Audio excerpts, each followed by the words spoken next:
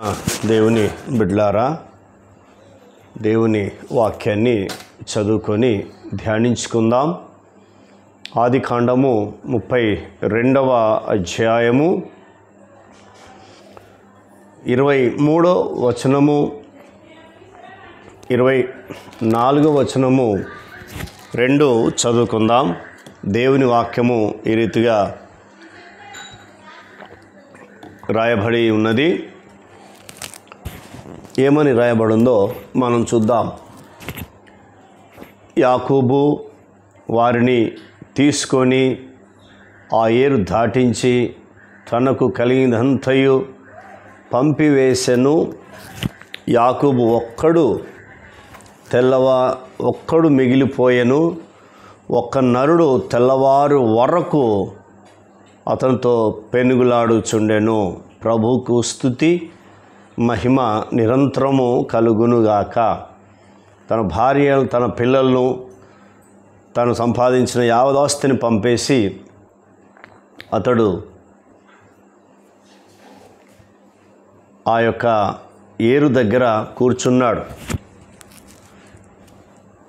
వాళ్ళందరిని దాటించి అక్కడ దేవునితో పెనుగులాడుతున్నట్టుగా మనకిక్కడ వాక్యము కనబడుతూ ఉంది. యొబ్బేకు ఏ రేవు దాటిపోయాను అంటే నిజంగా ఇక్కడ చూడు, యాకోబు జీవితంలో రాత్రంతా పెనుగులాడుతున్నాడు. రాత్రంతా పెనుగులాడుతూ దేవుని అడుగుతూ ఉన్నాడు. ఏమని అడుగుతున్నాడు అనేది మనకు దేవుని వాక్యము ఈ రీతిగా రాయబడింది. ఏమంటున్నాడు? నీవు నన్ను ఆశీర్విస్తే తప్ప నిన్ను పోనివ్వను అని మాట్లాడుతూ ఉన్నాడు. నిజమే. అంటే 26వ వచనంలో ఆయన తెల్లవారుచున్నది గనుక నన్ను పోనిమ్మనగా అతడు నీవు నన్ను ఆశీర్వదిస్తేనే తప్ప నిన్ను పోనివ్వను. ఇది పెనుగులాట. కాబట్టి నీవు కూడా ఇలాంటి ప్రార్థన చేసి చూడు.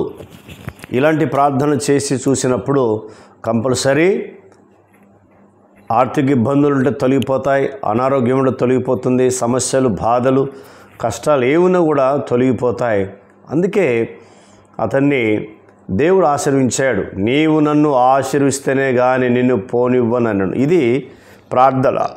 అందుకే రోమీయులకు రాసిన పత్రిక 12వ అధ్యాయం 12వ వచనం, పట్టుదల కలిగి ప్రార్థన చేయమంటాడు. నిరీక్షణ కలిగి, ఓర్పు కలిగి, నిరీక్షణ గలవారై మెలుకో ఉండమంటున్నాడు. పట్టుదల కలిగి ప్రార్థన చేయమంటున్నాడు. కాబట్టి ఈ ప్రార్థన ఎప్పుడైతే చేస్తావో ఖచ్చితంగా దేవుడు ఏం చేస్తాడంటే ఆశీర్విస్తాడు అని దేవుని యొక్క వాక్యం మనకు సెలవిస్తూ ఉంది. 29వ వచనం ఏం చేశాడంటే అక్కడ అతన్ని ఆశీర్వదించెను. చూసారా ఎంత అద్భుతమో! అక్కడ అతన్ని ఏం చేశాడు? ఆశీర్వదించెను.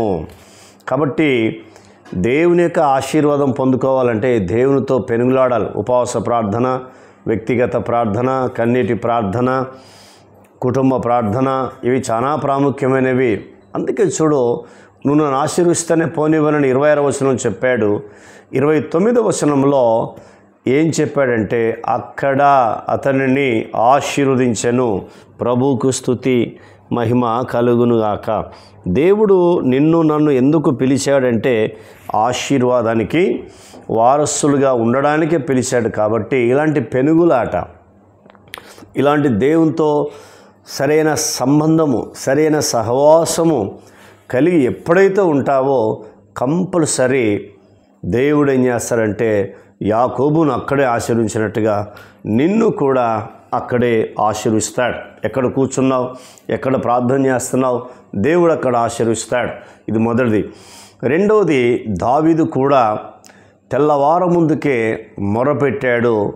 దేవుని యొక్క వాక్యము ఈ రీతిగా రాయబడింది. 119వ కీర్తన 147వ వచనము ఏమి సెలవిస్తుందంటే తెల్లవార ముందుకే మొరపెట్టి తిని అని చెప్తున్నాడు. ఎంత అద్భుతమో చూడండి. తెల్లవారకు మునిపే దావీదు మొరపెట్టడం నేర్చుకున్నాడు.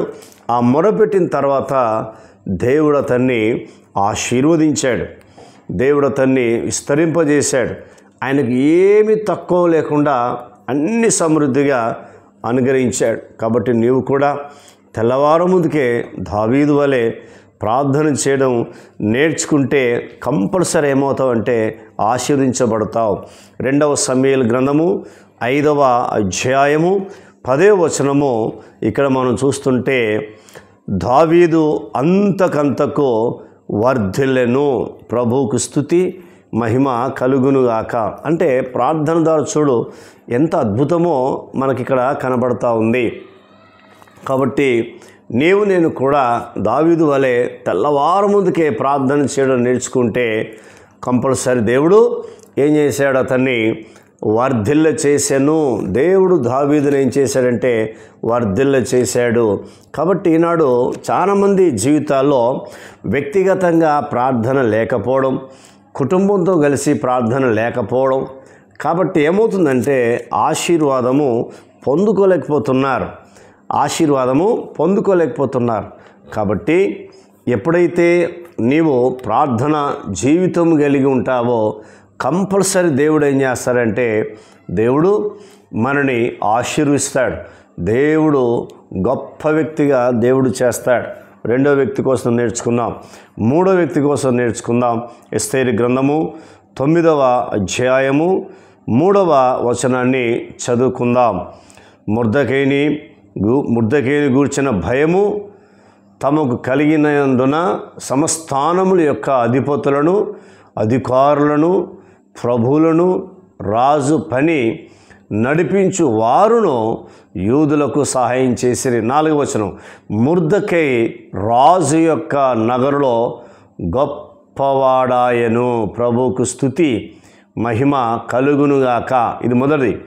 2వది, ఆ మొర్దెకై అనువాడు అంతకంతకు గొప్పవాడగుట చేత అతని కీర్తి సమస్థానములన్నిటిలో వ్యాపించెను, ప్రభువుకు స్తుతి మహిమ కలుగునుగాక.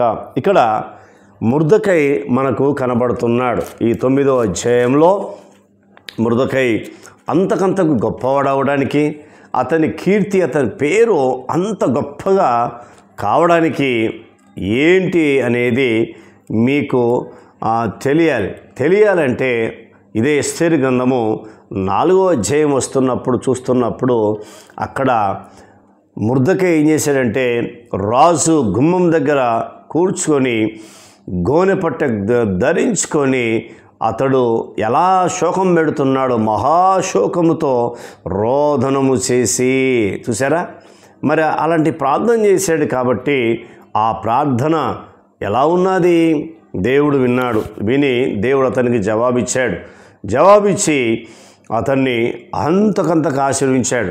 ఏ జనాంగమైతే ఆ రాజు సంహరిస్తా అన్నాడో వారు సంహరించబడలేదు. ఎవరైతే వీరికి వ్యతిరేకంగా ఉన్నారో వారే సంహరించబడ్డారు. కాబట్టి ఇక్కడ యూదులకు రక్షణ కలిగింది. అలాగనే వారిని దేవుడు ఆశీర్వించాడు, గొప్ప వ్యక్తిగా చేశాడు. మనం చదువుకుందాం, చూడాలి. రాజు యొక్క నగరులో గొప్పవాడాయను, అతని కీర్తి సమస్థానములన్నిటిలో ఎందు వ్యాపించెను. 3 విషయాలు నేర్చుకున్నాం. యాకోబును దేవుడు అక్కడనే ఆశీర్వించాడు ప్రార్థన ద్వారా, దావీదును ఆశీర్వించాడు ప్రార్థన ద్వారా. ఇక్కడ మొర్దెకై ప్రార్థన ద్వారా గొప్పవాడయ్యాడు. మరి నువ్వు గొప్ప వ్యక్తి కావాలి, వర్ధిల్లాలి, ఆశీర్వించాలంటే ఖచ్చితంగా యేసయ్య పాదాలు పట్టుకోవాలి. ఆయన సన్నిధిలో కూర్చున్నప్పుడు కంపల్సరీ నేను ఆశీర్విస్తాడు. ప్రార్థన. కన్న తండ్రి, నీకు వందనాలు. విన్న మాటలు దుష్టతకు పోకుండా సహాయం చేయండి. 3 భక్తుల గురించి మాకు నేర్పించావు. ఇదే ప్రార్థన మేం చేస్తే కూడా మా జీవితంలో మీరు కార్యం తప్పక చేస్తారని మాతో మాట్లాడుతూ వచ్చిన మీ లేఖన భాగాన్ని బట్టి కృతజ్ఞతలు, స్తోత్రములు చెల్లిస్తూ యేసు నామంలో పొంది ఉన్నాం తండ్రి. ఆమెన్. దేవుడు మనందరిని దీవించి ఆశీర్వించునుగాక. Amen, amen, amen.